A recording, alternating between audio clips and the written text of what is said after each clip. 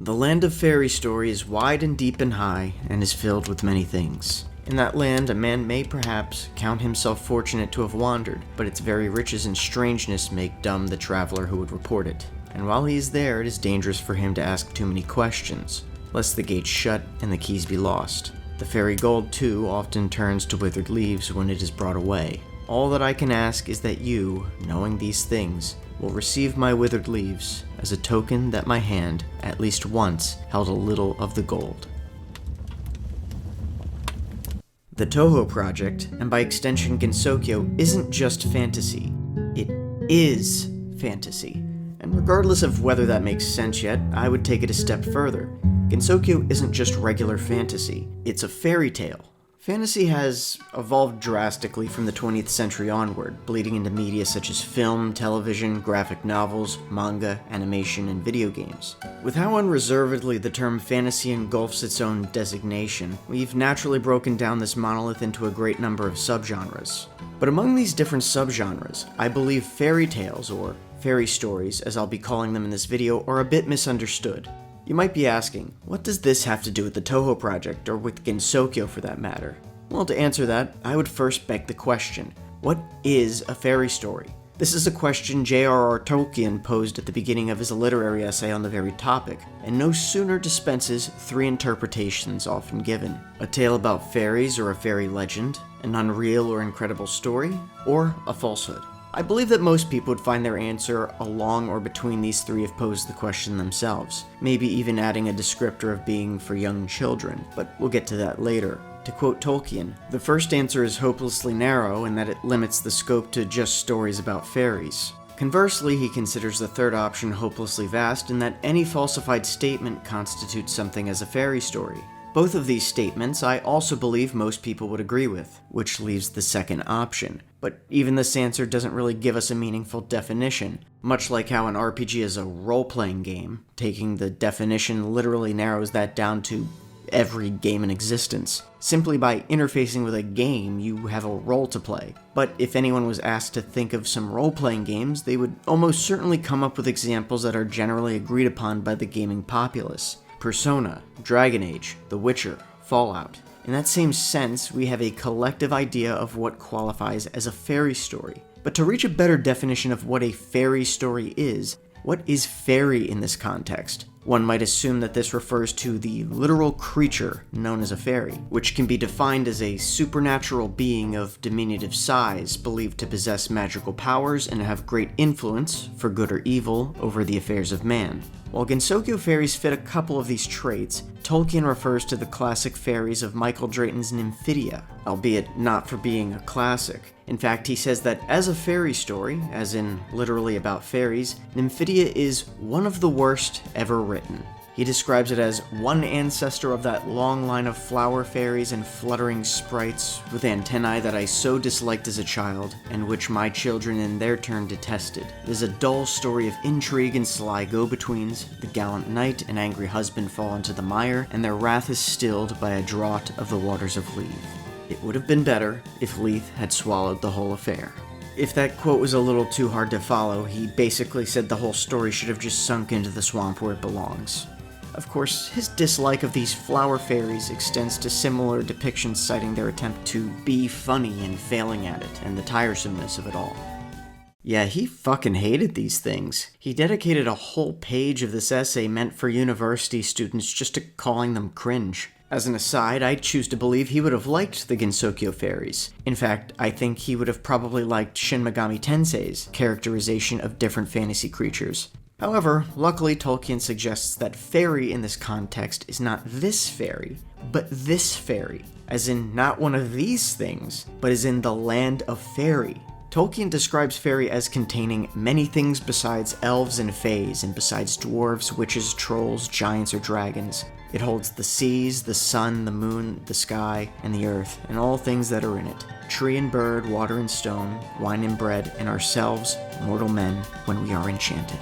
Tolkien admits that fairy stories are difficult to describe, much less give a definition. Fairy, by its nature, cannot be defined, as it is within its nature to be indescribable. The realm of fairy can take many forms. However, he does give us a workable definition. A fairy story is one which touches on or uses fairy, whatever its main purpose may be: satire, adventure, morality, or fantasy. But we do have to be careful with that definition. While this sounds vague enough to include all manner of things, Tolkien asserts that some stories with fantasy creatures use the term fairy story too carelessly.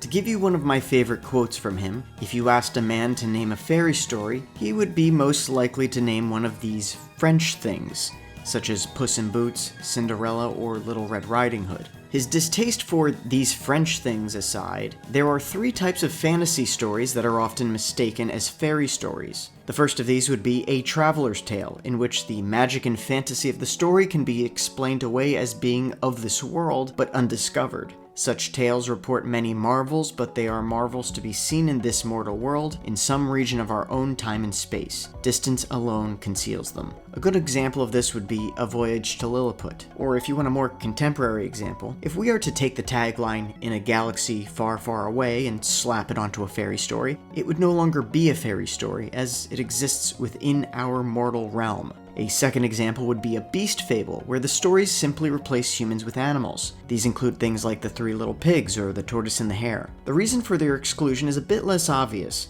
A core component of fairies' appeal is the notion of humans entering a world outside of their own. Beast fables are unconcerned with humans, with them only appearing as side characters, if at all. The animals within beast fables are the humans, only as a mask to wordlessly establish qualities associated with an animal, or to obscure the moral being preached behind creatures. The last example is a story that rationalizes all of its events as just a dream. It was all a dream! Aside from this being a shitty way to end most stories, it also explains away any magic that would have occurred. The events of Alice in Wonderland, which is implied to be Alice's dream, would thus disqualify as a fairy story. Though I will go on record saying that Alice in Wonderland is a very good dream story. So what about Gensokyo? Well, Gensokyo's fantasy isn't explained away by any of the previous 3 exceptions, so that leaves our definition of stories that touch on or use fairy, purpose agnostic. Answering this is simple. Gensokyo is fairy. It's a world of fantasy in which the creatures and rules that govern them are different from our own. But Gensokyo isn't unique in that regard. Middle-earth, Narnia, and many other settings can be considered the realm of fairy. They are all worlds in which the adventures of men take place alongside mythical creatures and other marvels. And yet the most striking aspect of these worlds are not what is contained in them, but the fact that they are the product of mundane men.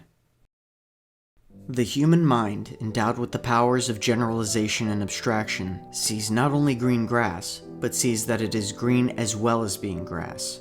The mind that thought of light, heavy, gray, yellow, still, swift, also conceived the magic that would make heavy things light and able to fly, turn gray lead into yellow gold, and the still rock into swift water. When we can take green from grass, blue from heaven, red from blood, we have already an enchanter's power upon one plane, and the desire to wield that power in the world external to our mind awakes. We may put a deadly green upon a man's face and produce a horror. We may make a rare and terrible blue moon to shine, or we may cause woods to spring with silver leaves and rams to wear fleeces of gold, and put hot fire in the belly of a cold worm. But in such fantasy, as it is called, new form is made. Fairy begins. Man becomes a subcreator. In my video essay on Gensokyo's world building, I briefly touched on the subject of subcreation. It is ordinary man's capability to create something beyond the world that they inhabit. They become a maker in their own right, crafting their own world as a subset within a higher being or God's primary creation. Like the beings of Middle-earth, Tolkien saw his work as merely the emulation of true creation performed by God. But even beyond world-building, subcreation extends to the depictions of gods from ancient civilizations. The gods may derive their color and beauty from the high splendors of nature, but it was man who obtained these for them, abstracted them from sun and moon and cloud. The gods of Olympus, the Epic of Gilgamesh, the legendary feats of Thor, and beyond are all products of man's creative propensity across time and culture. Of course, nature is but one source man may draw upon, as anything can be tossed into the soup of story. Events from history, natural disasters, cultural exchange, and even other stories can have their details plucked and placed into a creator's soup to be simmered. In this sense, Gensokyo is its own soup of story, drawing from mythology, religion, history, and pop culture all the same. albeit very openly and characteristically self-aware. And so I would like to go back to the line of thought touched on at the very beginning of this video. Are fairy stories just for kids? Well, Tolkien would say no, citing that adults are allowed to fixate on really dumb shit. So why should fairy stories be any different? But this does bring up a question. Are children given fairy stories because they believe them to be real? You've probably heard the term willing suspension of disbelief, where someone is willing and able to forgive inconsistencies within a presented media in order to continue immersing themselves as best they can. However, it is willful belief of something that the mind has explicitly regarded as a fiction as opposed to being sucked into a coherent, perceptibly logical world, retaining that sense of reality. It is a lower, inferior form of what is known as secondary belief. A successful creator can make a secondary world with which your mind can enter and follow according to the laws of that world. You therefore believe it as if you were truly there inside. The moment disbelief arises, the spell is broken, the magic, or rather the art, has failed. You are then out in the primary world again. If you are obliged by kindness or circumstance to stay, then disbelief must be suspended. But this suspension of disbelief is a substitute for the genuine thing, a subterfuge that we use when condescending to games or make-believe, to find what virtue we can in the work of an art that has, for us, failed. Consider a fantasy setting whose rules of magic follow a logic that makes sense to anyone who indulges in it. Consider then that there is a sudden, clear contradiction in that logic. Disbelief arises, and you are taken out of the experience. The creator's setting has failed in its goal of secondary belief.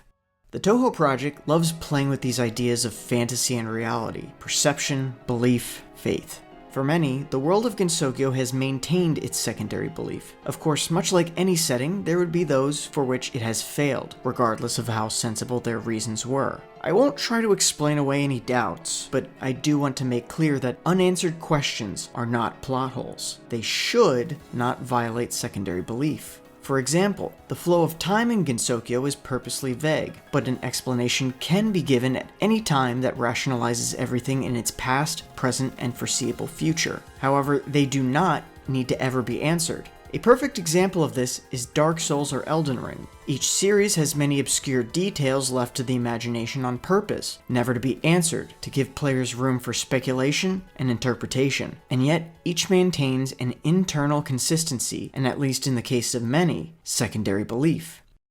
But the question now becomes, what is the benefit of making this distinction, of labeling Gensokyo as a fairy story? Well, Tolkien believed that there were 4 beneficial elements specific to fairy stories: fantasy, recovery, escape, and consolation. Some of these words tend to have a negative connotation, which I believe is a misplaced idea. The first and most important of these elements is fantasy. Through the use of fantasy, or imagination, the author can bring the reader to experience a world that is consistent and rational under the rules other than those of the normal world. The capability to create things outside of our world could be seen as the purest and most potent artistic depiction, and yet it is difficult to achieve. Anyone can make a green sun. Many can then imagine it, but that is not enough. To make a secondary world inside which the green sun will be credible, commanding secondary belief, will require labor and thought, and will certainly demand a special skill. But when they are attempted and in any degree accomplished, then we have a rare achievement of art, indeed narrative art, story making in its primary and most potent mode. It is not so important to make an elephant colored purple, but for us to believe it is meant to be purple. Fantasy is not the antithesis of reason. The more robust the reason, the better fantasy can be produced. The next of these elements is recovery. As we get older, new experiences become fewer and further apart, and for some, even stagnate. Fairy stories allow for a renewed sense of discovery and imagination. For those of us who are young or regularly partake in such creative sources, this element may not be nearly so relatable. But in our older years, when we grow tired of things we've seen before, we continually vie for the next new thing, only to find that nothing quite hits in the same way experiences in childhood did, where you hope and wonder if you'll ever have the same feelings again. The answer is not to simply find something greater. It is to step back and see the natural joys of life. The world is a gift that is constantly being given to us. Recovery allows us to take a step back and once more find enjoyment in simplicity, to keep us childish. Escape is easily the element with the most negative connotation. Often looked at with scorn or pity, it is seen as weakness. But if so, what is its consequence? Why should a man be scorned if, finding himself in prison, he tries to get out and go home? Or if, when he cannot do so, he thinks and talks about topics other than jailers and prison walls? The world outside has not become less real because the prisoner cannot see it. We should not conflate the escape of the prisoner with the flight of the deserter. Things such as hunger, thirst, poverty, pain, sorrow, injustice, and death are all realities that we are prisoner to. Beyond escape, fairy stories offer satisfaction deeply ingrained into human desire. The ability to swim through the deep sea, to fly freely as a bird, or to explore the void of space. Of the more profound wishes is simply the desire to converse with other living things. It is this desire that gives us the sentient mythical creatures found across fairy. Conversely, it is for this reason that the not-so-subtle injection of topical issues in politics or social debate can easily spoil the whole experience. You are reminded of feelings in the midst of your journey. It no longer becomes an escape, and you are no longer in fairy. Secondary belief is broken, and you are returned to your prison cell. This leaves our final element, consolation. The fairy story in its most correct form demands a happy ending. There can be as much or little sorrow, hardship, terror, and failure as one wishes to put in their story, but it is the inclusion of such hurdles that makes the deliverance of this happy ending all the better. Tolkien refers to this happy ending in its highest function as a eucatastrophe, a miraculously joyful event not unlike a miracle. Though it is important to note that a eucatastrophe is not simply deus ex machina. It is the result of an optimistic view on the unfolding of events in the narrative world. That is, to ask, why shouldn't it have a happy ending? It is the mark of a good fairy story that, however wild its events, however fantastic or terrible the adventures, it can give to child or man that hears it, when the turn comes, a catch of the breath, a beat and lifting of the heart, near to or indeed accompanied by tears, as keen as that given by any form of literary art.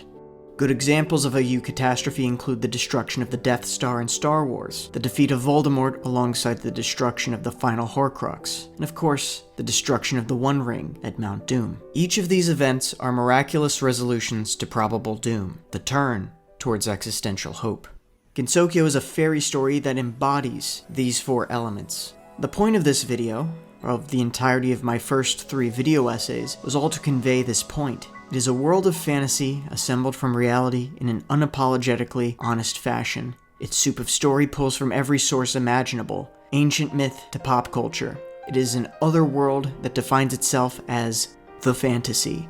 And yet much of the series chooses to remain grounded. Characters love spending their time in each other's company, eating, drinking, and conversing. The seasons change, celebrations occur, and time peacefully passes onward. It is a feeling so ingrained that many fanworks choose to focus on this mundanity, forming a recovery. And in this mundane fantasy, one can find an escape to a world that accepts everything, with all manner of supernatural beings to converse and interact with, and a logic that proclaims flight to be common capability, where even long-lived beings consider it to be a peaceful paradise. And finally, its consolation. For every incident, threat, or supposed doom, a resolution is always found. And even beyond that resolution, each and every time, the perpetrators become friends, opponents become allies, and perhaps it is a miracle that such an existence persists, a eucatastrophe that creates a harmonious world. Gensokyo becomes the quintessential fairy tale.